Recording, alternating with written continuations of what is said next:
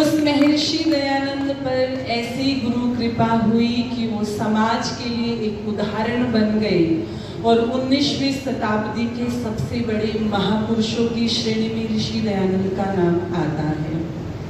इसलिए मैं निवेदन कर रही थी, वहां पर वो लिखते हैं कि जब आत्म कृपा गुरु कृपा हो जाती है तो फिर ईश कृपा होने में समय नहीं लगता।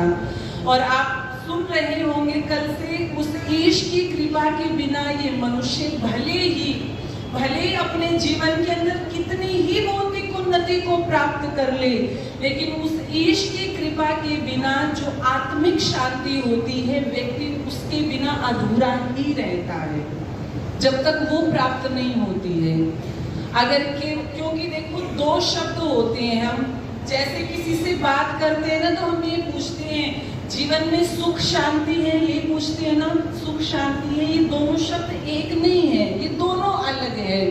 सुख का संबंध हमारे शरीर से होता है और शांति का संबंध हमारे मन से होता है। हमें गर्मी लग रही है, पंखा चल जाएगा, हमें सुख प्राप्त हो जाएगा, लेकिन पंखे के चलने से, कूलर के चलने से, एसी के चलने से हमें मानसिक शांति मिल जाएगी, इस बात की गारंटी नहीं है।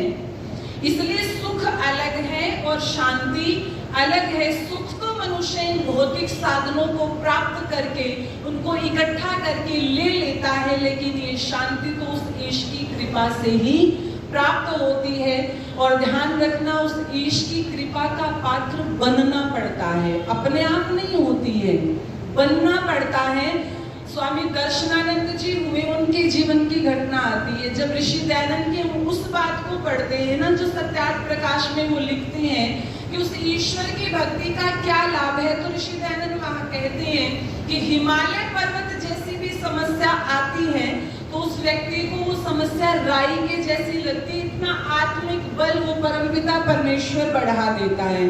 जब हम पढ़ते हैं तो हमें अलग तरह से लगता है, लेकिन जब किसी के जीवन में हम घटता हुआ देखते हैं तब उसका हमें अनुभव होता है। बदायूं के अंदर एक गुरुकुल था जो स्वामी दर्शनानंद जी ने बनाया था। कहते हैं स्वामी दर्शनानंद जी अपने गुरुकुल में बैठे हुए हैं और पाचक आता है और वो स्वामी दर्शनानंद जी से कहता है, देखो गुरुकुल में ब्रह्मचारियों के लिए अन्न का एक दाना भी नहीं है, तो आप गुरुकुल के ब्रह्मचारियों के लिए भोजन की व्यवस्था कर दीजिए। स्वामी दर्शनानंद जी कहते हैं कोई बात नहीं, हो जाएगी व्यवस्था। पाचक चला गया, थोड़ी देर के बाद में फिर आया और स्वामी जी से कहता है, स्वामी जी क्या हो गई भोजन की व्यवस्था? तो स्वामी जी कहते हैं तू चिंता क्यों करता है, जब मैंने कह दिया व्यवस्था हो जाएगी तो व्यवस्था हो जाएगी। अब पाचक फिर चला गया, थोड़ी देर के बाद में फिर आया, क्योंकि जिसे भोजन बनाना है वो समस्या तो उसे ही है। इस डिपार्टमेंट को कोई चिंता नहीं है कि रात के खाने में क्या बनेगा, दोपहर के खाने में क्या बनेगा, सुबह ब्रेकफास्ट में क्या बनेगा, ये चिंता तो इस डिपार्टमेंट को रहती है। पूछ भी ले कि क्या बनाना है, कुछ भी बना दो, कुछ भी बना दो, ये डिपार्टमेंट तो एक नाम भी नहीं बता सकता कि ये बना लो। तो बार बार चिंता पाचक को हो रही है कि क्या बनाऊं, ब्रह्मचारी भूखे मर जाएंगे अगर भोजन समय पर नहीं आया। स्वामी दर्शनानंद जी के पास में वो फिर आया और कहता है, स्वामी जी ब्रह्मचारियों के भोजन का समय होने ही वाला है, क्या भोजन की व्यवस्था हुई? स्वामी जी कहते हैं जब भोजन का समय हो जाए तब घंटी बजा देना। कहते हैं भोजन का समय हुआ, पाचक ने घंटी बजा दी, ब्रह्मचारी अपने अपने पात्र लेकर के जहाँ भोजन करने का स्थान था वहां पर आ गए। पाचक फिर दौड़ा दौड़ा आया, स्वामी जी ब्रह्मचारी अपना अपना पात्र लेकर के बैठे हैं, क्या भोजन की व्यवस्था हुई? स्वामी जी कहते हैं ब्रह्मचारियों को बोलो भोजन का मंत्र बोले। पाचक फिर चला गया और कहते हैं इतने ही देर में गुरुकुल का दरवाजा खुला, एक सेठ जी आए और दौड़े दौड़े स्वामी जी के पास पहुंचे और कहने लगे, स्वामी जी मैं सबसे पहले तो क्षमा प्रार्थी हूँ, कल हमारे घर में विवाह था, मैं आपको और गुरुकुल के ब्रह्मचारियों को निमंत्रण देना भूल गया, इसलिए अपनी गलती का पश्चाताप करने के लिए मैं आपके लिए और गुरुकुल के समस्त ब्रह्मचारियों के लिए भोजन लेकर के आया हूँ। स्वामी जी आप मेरे उस प्रसाद को ग्रहण कीजिए। आप विचार करना, चिंतन करना, हमारे घर में इतना अन्न होगा कि हम पूरा साल बैठ करके खा सकते हैं। हमारे बैंक बैलेंस इतना होगा कि हम 10 साल तक बैठ करके खा सकते हैं, लेकिन हमें चिंता रहती है इस साल का अनाज खत्म हो गया तो अगले साल क्या होगा। किसी के पास में पूरे जन्म का बैंक बैलेंस है तो अपने आने वाली पीढ़ियों की चिंता करता है, हम अपनी 6-6, 7-7 पीढ़ियों की चिंता करते हैं, लेकिन हमारा ईश्वर के ऊपर विश्वास रत्ती भर भी नहीं होता है। लेकिन आप स्वामी दर्शनानंद जी की उस ईश्वर विश्वास को देखें और उस ईश की कृपा को देखें कि गुरुकुल में अन्न का दाना नहीं है, लेकिन ईश्वर पर विश्वास कितना है कि भोजन की व्यवस्था हो जाएगी, भोजन की व्यवस्था हो जाएगी। आप विचार करें, चिंतन करें। इसलिए बहुत सुंदर बात वो लिखते हैं कि जब ईश कृपा होती है तो व्यक्ति को खुद को भी विश्वास नहीं होता। और जब हम इन तीनों चीजों को देखते हैं, आत्म कृपा, गुरु कृपा और ईश कृपा, इन तीनों बातों को अगर हम एक व्यक्ति के ऊपर लागू करके देखें तो मुझे एक व्यक्तित्व नजर आता है, महर्षि दयानंद सरस्वती, जिनके जीवन में ये तीनों चीजें लाइन से लाइन चलती रही। आज कोई हमें सम्मान ना दे, हमारा नाम ना बोले, हमें कोई नमस्ते ना करे, तो हम उस बात को सामने वाले को तुरंत जब मौका मिलता है हम सामने वाले के मुंह पर कह देते, मुझे नमस्ते नहीं की, मुझे नमस्ते नहीं की। हम इतना अपने आप को ही समझते कि हमारा अपमान हो गया। कोई में माला ना पहनाए तो हमें अपमान लगता है। लेकिन ऋषि दयानंद के जीवन को आप देखें कि ऋषि दयानंद को आज तो जब हम आते हैं तो हमें दूध के गिलास पिलाए जाते हैं, ऋषि दयानंद को कोई नहीं पिलाता था। ऋषि दयानंद को तो सब विष के प्याले पिलाए जाते थे। आज हमारे ऊपर फूलों की वर्षा होती है, ऋषि दयानंद पर कोई फूलों की वर्षा नहीं करता था, लोग पत्थरों की वर्षा करते थे। हमें तो फूल मालाएं पहनाई जाती है, ऋषि दयानंद के गले में तो काले सांप डाले जाते थे, लेकिन फिर भी ऋषि दयानंद अपने पद से विचलित नहीं हुए। ये उस ईश की कृपा ही होती है जो इतना आत्मिक बल एक मनुष्य का वो बढ़ा देता है।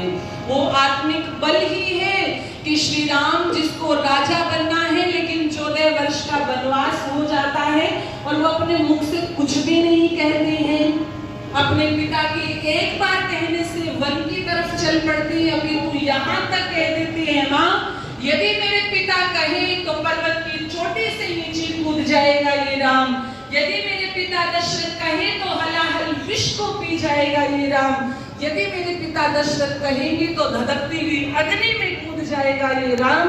14 वर्ष का वनवास तो है क्या, ये उस ईश की कृपा ही है जो व्यक्ति को उस राज सिंहासन की तरफ आकर्षित नहीं कर रही है, अपितु वनों की तरफ, पैरों को ले जाने की तरफ आकर्षित कर रही है। ये उस ईश की कृपा के बिना नहीं हो सकता। यदि हो सकता तो आज 10,000, 20,000 या 30,000 के ऊपर रिश्ते तोड़े नहीं जाते, आज टूट रहे हैं। इसलिए आओ निवेदन कर दूं, हम भी अपने आप के अंदर वो सामर्थ्य स्थापित करें। ऋषि दयानंद जी ने एक मूल शंकर से लेकर के जैसे महर्षि, ऋषि नहीं महर्षि दयानंद तक की यात्रा का जो सफर तय किया है, हम ऋषि ना बन पाए तो कम से कम हम अपने जीवन को एक दिशा तो दें। इस जीवन में हम एक सीढ़ी चढ़ेंगे तो निश्चित रूप से अगले जीवन में दूसरी सीढ़ी से ही जीवन शुरू होगा, पहली सीढ़ी तो नहीं चढ़नी पड़ेगी। तो आइए बस अंत में छंद पंक्तियां कह दूं, सभी अपनी तालियों को खोलेंगे और मेरे साथ में मिलकर के बोलेंगे, एक योगी वेदों वाला मथुरा से पढ़ कर आया, एक योगी वेदों वाला मथुरा से पढ़ कर आया, जिसने सारी दुनिया को वेदों का पाठ पढ़ाया, जिसने सारी दुनिया को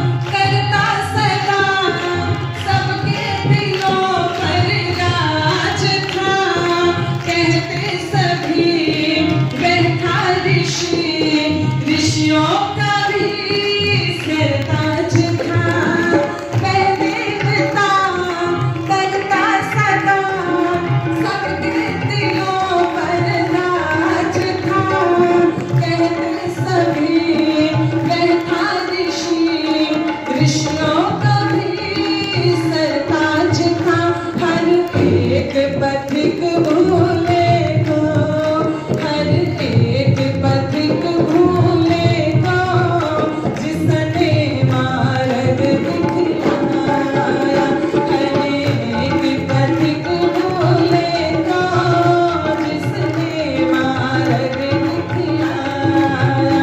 एक योगी वेदों वाला, मथुरा से पढ़ कर आया, जिसने सारी दुनिया को वेदों का पाठ पढ़ाया।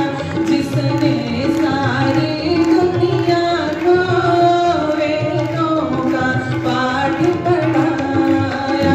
वेदों का पाठ पढ़ाया। वेदों का पाठ पढ़ाया। वेदों का पाठ पढ़ाया।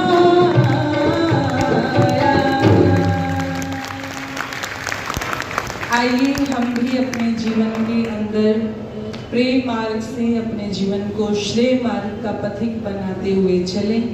आत्म कृपा, गुरु कृपा और ईश कृपा अपने जीवन के अंदर भी हम इन्हीं मार्गों पर चलने का प्रयास करें।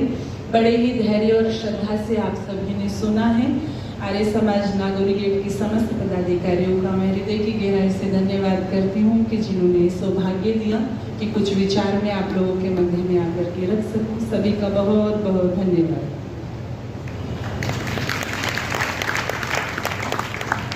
बहुत बहुत धन्यवाद है जी। 200 रुपये हमारे बहन वासुदेवा जी दे रही हैं रानी जी को। ये 100 रुपये हमारे ईश्वर जी, ये 100 रुपये ढोलक वादक जी को।